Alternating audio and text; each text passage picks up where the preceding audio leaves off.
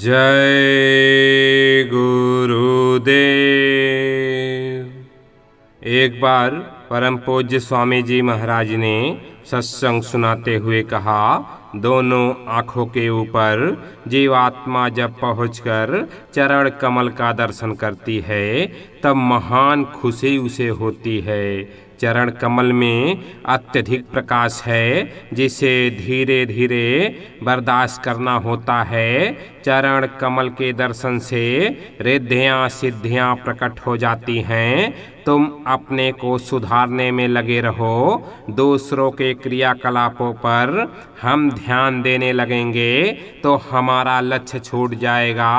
भजन को अपना लक्ष्य बनाना चाहिए। जड़ चेतन की गांठ प्राकृतिक लगी हुई है। इस संसार में अनेक स्थानों पर जीवों ने अपने आप बंधन लगाए हैं और प्रत्येक को उचित है कि मृत्यु के पूर्व उस गांठ को खोलने का यत्न आरंभ कर दें। जगत के बंधन यथासंभव ढीले करें जिससे अंत समय पर काल की खींचातानी का दुख और कलेश ना सहन करना पड़े और सहज में छुटकारा पाकर सुरत अपने देश की ओर प्रस्थान करे। मनुष्य शरीर का समय हर रोज घट रहा है, कम हो रहा है। एक एक करके घटते घटते समय पूरा हो जाएगा, फिर उसको छोड़ देना पड़ेगा। इसलिए जो समय आपको मिला है उन्हीं दिनों के अंदर अपना काम बना लो। समय निकल जाएगा तो साधन नहीं कर सकोगे। अभी यह दिन अच्छा है, शरीर अच्छा है, साधना कर लो, भजन कर लो। जब शरीर कमजोर होने लगेगा तब क्या कर सकोगे? रास्ता पाकर, सहारा पाकर भी तुम कुछ नहीं कर सके। उसी दुनिया में फंसे पड़े हो तो तुम्हें बड़ा पश्चाताप करना होगा और यह तो सबसे बड़ा गुनाह है। सत्तू निरोग भोजन है, इसमें कोई रोग नहीं है। मैं भी इसका सेवन करता हूँ। भजनानंदियों को रूखा सूखा भोजन करना चाहिए। हिंदू मुसलमान सब एक दूसरे का साथ दे दें और प्रेम मोहब्बत से रहें। 14वीं सदी का खतरनाक वक्त जिसका जिक्र आता है वह आगे आ रहा है। तड़प होने पर सारी साधना पूरी हो जाएगी। ज़्यादा दिन नहीं लगेगा। अभी तो तुम्हारे में उस प्रभु के लिए कोई इच्छा या तड़प है ही नहीं। इसे तीव्र करो, जगाओ। 10-15 दिन में कुछ बा कुछ हो जाएगा। हम स्वामी जी के पास जाया करते थे और भजन करते थे। ऐसे ही रहना चाहिए, भोले भाले। इसलिए चेत कर, जाग कर सत्संग सुनना चाहिए। इसी में तुम चुपचाप अपने काम में लगे रहो और जो होता है होने दो। यही तुम्हारे लिए अच्छा रहेगा। तुम अपना भजन करो। दुनिया न तो आगे चलने देगी ना तो पीछे चलने देगी। तुम क्यों दुनिया में पड़े हो? तुम भजन करो। कोई कुछ कहे चुप रहो।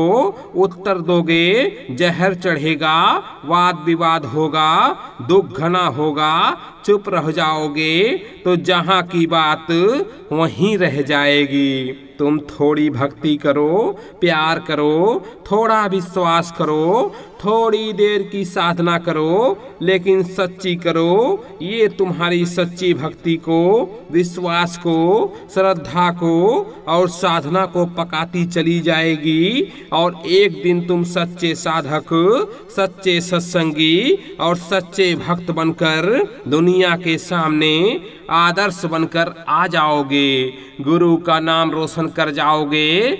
हमारे पास ऐसे ऐसे लोग आए, ऐसी भक्ति और सेवा की कि हरदम आगे आगे रहे और अच्छे अच्छों को पीछे कर दिया।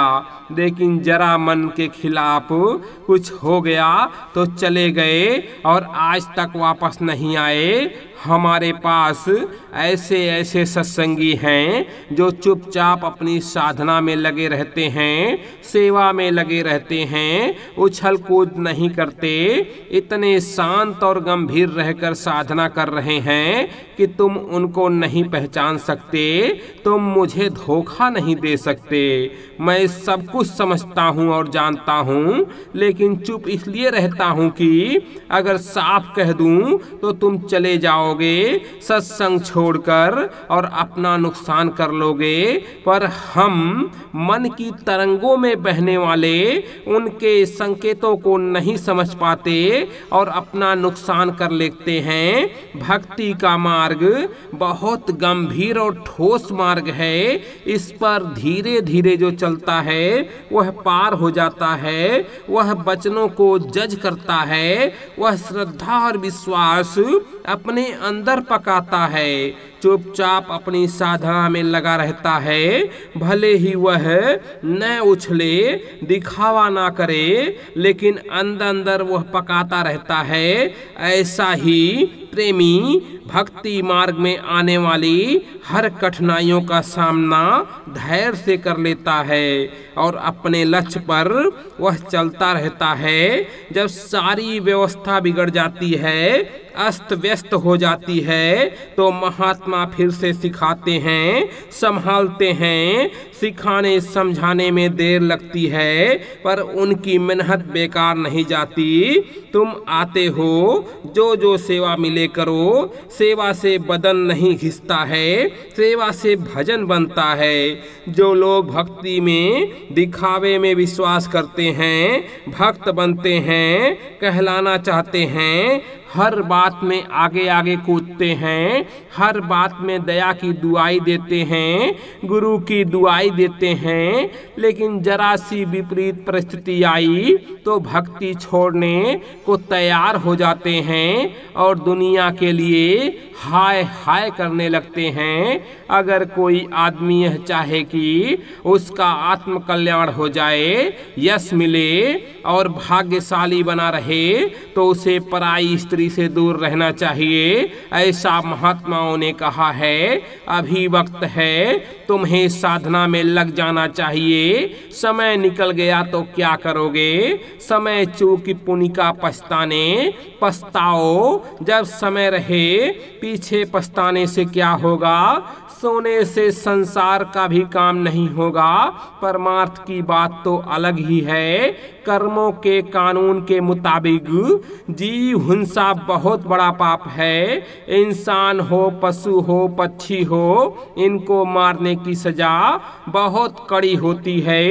इसलिए संतों ने किसी भी जीव को किसी भी प्रकार से मारने की सख्त मनाही की है। जब आफत आएगी तो आप भागोगे कि कहीं राहत मिल जाए। आफत क्यों आएगी? क्योंकि नीयत खराब हो गई है, आदत खराब हो गई है। यहाँ आते हो तो चोरी की करते हो, किसी का जूता पहन लिया, किसी का पैसा मार दिया, किसी को धोखा दे दिया, इसलिए घर से यहाँ आते हो। भजन के चोर हो, अपने को बहुत चतुर चालाक समझते हो। धीरे धीरे सुमिरन ध्यान करते चलो। जब धीरे धीरे लगे रहोगे तो मन चारों तरफ से मुड़ेगा और नाम रूप में फंस जाएगा। बस उसको फेरते रहो। जैसे फेरते फेरते पान पक जाता है तब काम में आ जाता है, इसी तरह से मन को फेरते रहो। फेरा फेरी बंद करने से पान सड़ जाता है, ऐसे ही मन भी जड़ बना रहेगा। जय गुरुदेव।